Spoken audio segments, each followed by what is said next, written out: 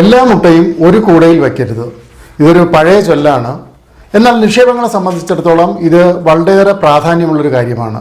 എല്ലാ നിക്ഷേപകർക്കും ബാധകമായൊരു കാര്യമാണ്. പൊതുവെ ഒട്ടേറെ നിക്ഷേപകർക്ക് പറ്റിയിട്ടുള്ളൊരു അബദ്ധമാണിത്. എന്നാൽ അതിൽ നിന്നും ആരും പാഠം പഠിക്കുന്നില്ലെന്ന് മാത്രമല്ല, വീണ്ടും വീണ്ടും ഇത്തരം അബദ്ധങ്ങൾ ആവർത്തിച്ചുകൊണ്ടിരിക്കുകയും ചെയ്യുന്നു. വിശദാംശങ്ങൾ അറിയുന്നതിനായി വീഡിയോ കാണുക. ഡ്രീംസ്നെറ്റിലേക്ക് സ്വാഗതം. എല്ലാ മുട്ടയും ഒരു കൂടയിൽ വെച്ചാൽ എന്താണ് സംഭവിക്കുക? കൂടയെന്ന് പറഞ്ഞാൽ മുട്ടയെല്ലാം ഠിം, അതിൽ നിന്നും ഒന്നും തിരിച്ചു കിട്ടണമെന്നില്ല.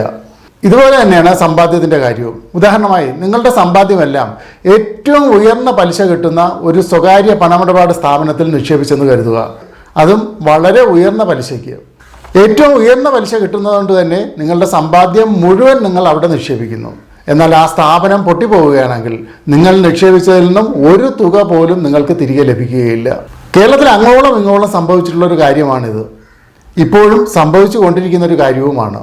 അതുകൊണ്ടാണ് ഞാൻ നേരത്തെ പറഞ്ഞത്, അബദ്ധങ്ങളിൽ നിന്നും, നിക്ഷേപകർക്ക് സംഭവിച്ചിട്ടുള്ള അബദ്ധങ്ങളിൽ നിന്നും മറ്റുള്ളവർ പാഠം പഠിക്കുന്നില്ല എന്ന്. ഏറ്റവും ഉയർന്ന പലിശ കിട്ടുമെന്ന് കേട്ടാൽ, അത് ലോകത്തെങ്ങുമില്ലാത്ത ഏറ്റവും ഉയർന്ന പലിശ കിട്ടുമെന്ന് കേട്ടാൽ വസ്തുവകകൾ വിറ്റുപോലും പണം ഉണ്ടാക്കി ആ പണം കൊണ്ടുവന്ന് അവിടെ നിക്ഷേപിച്ച് പലിശ വാങ്ങാൻ ശ്രമിക്കുന്നവരാണ് ഭൂരിഭാഗം നിക്ഷേപകരും. ഇവിടെയാണ് ഈ മുട്ടയുടെ കഥയുടെ പ്രസക്തി. അതുകൊണ്ടാണ് സാമ്പത്തിക വിദഗ്ധരൊക്കെ പറയുന്നത് നിങ്ങളുടെ നിക്ഷേപങ്ങളെ വൈവിധ്യവൽക്കരിക്കുക എന്നത്. അതായത് എവിടെയെങ്കിലും ഒരിടത്ത് മാത്രം കൊണ്ടുപോയി എല്ലാ സമ്പാദ്യവും നിക്ഷേപിക്കാതെ വിവിധ മേഖലകളിലായി നിക്ഷേപം നടത്തുക എന്നത്.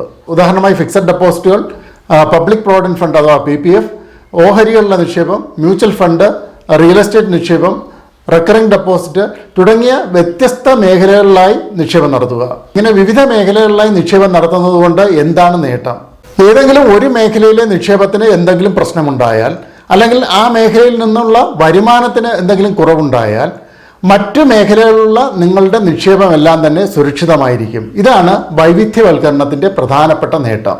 ഇതിനു പകരം ജീവിതകാലത്തെ സമ്പാദ്യം എല്ലാം കൂടി സ്വരൂപിച്ച് ഒരു സ്വകാര്യ സ്ഥാപനത്തിൽ വലിയൊരു ശതമാനം പലിശയ്ക്ക് നിങ്ങൾ നിക്ഷേപം നടത്തിയെന്ന് കരുതുക.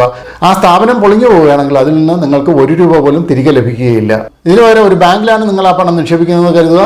അതിനുള്ള പലിശ വരുമാനം താരതമ്യേന കുറവായിരിക്കും. എങ്കിൽ പോലും ആ നിക്ഷേപം, നിങ്ങൾ നിക്ഷേപിച്ച തുക സുരക്ഷിതമായിരിക്കും. അതിനാൽ നമ്മുടെ നിക്ഷേപം പൂർണ്ണമായും നഷ്ടപ്പെടുന്ന ഒരു സാഹചര്യമോ അല്ലെങ്കിൽ അതിൽ നിന്നുള്ള വരുമാനം കുറയുന്ന ഒരു സാഹചര്യമോ ഒക്കെ എപ്പോഴും ഉണ്ടാകാം. അതുകൊണ്ടാണ് നിക്ഷേപം വൈവിധ്യവൽക്കരിക്കണമെന്ന് പറയുന്നത്.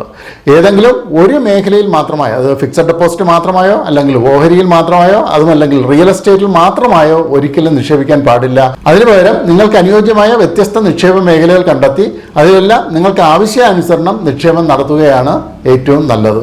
സമ്പാദ്യം പൂർണ്ണമായി നഷ്ടപ്പെടുക അല്ലെങ്കിൽ അതിൽ നിന്നുള്ള വരുമാനം കുറയുക തുടങ്ങിയ വിവിധ സാഹചര്യങ്ങളെ നേരിടുന്നതിന് ഇത്തരത്തിലുള്ള വൈവിധ്യവൽക്കരണം നമ്മളെ വളരെയേറെ സഹായിക്കുന്നതാണ്. സാധാരണക്കാരായ നിക്ഷേപകരാണ് നിക്ഷേപ വൈവിധ്യവൽക്കരണത്തിൽ ഏറ്റവും പിന്നിൽ നിൽക്കുന്നത്. അതിനാൽ എല്ലാത്തരം നിക്ഷേപകരും ഏറ്റവും പ്രധാനമായി ശ്രദ്ധിക്കേണ്ട ഒരു കാര്യമാണ് നിക്ഷേപ വൈവിധ്യവൽക്കരണം. നിക്ഷേപ വൈവിധ്യവൽക്കരണത്തെക്കുറിച്ചുള്ള ഏറ്റവും സുപ്രധാനമായ ഒരു പാഠമാണിത്. നിക്ഷേപ വൈവിധ്യവൽക്കരണവുമായി ബന്ധപ്പെട്ടുള്ള നിങ്ങളുടെ കമന്റുകൾ തീർച്ചയായിട്ടും അറിയിക്കുക. നിങ്ങളുടെ അനുഭവങ്ങളും അതോടൊപ്പം കുറിക്കുക.